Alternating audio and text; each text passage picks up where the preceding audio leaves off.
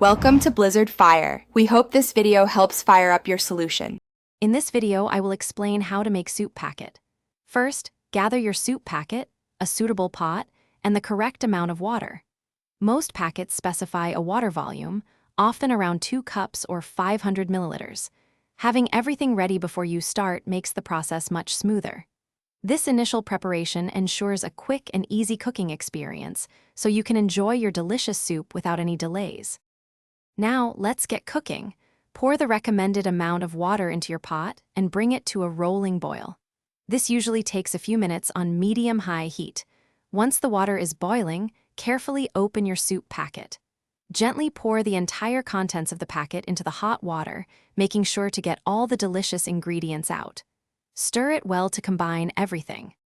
After adding the soup mix, reduce the heat to a gentle simmer. This is crucial for allowing the flavors to develop without overcooking.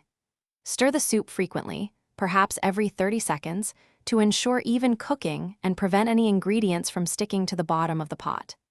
Continue simmering for the time specified on the packet, usually between 3 and 5 minutes, until it reaches your desired consistency.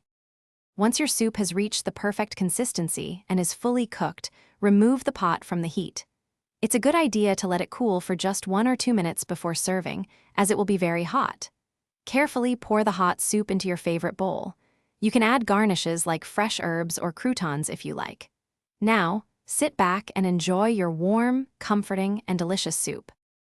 Thanks for watching. If you found this helpful, don't forget to like and subscribe.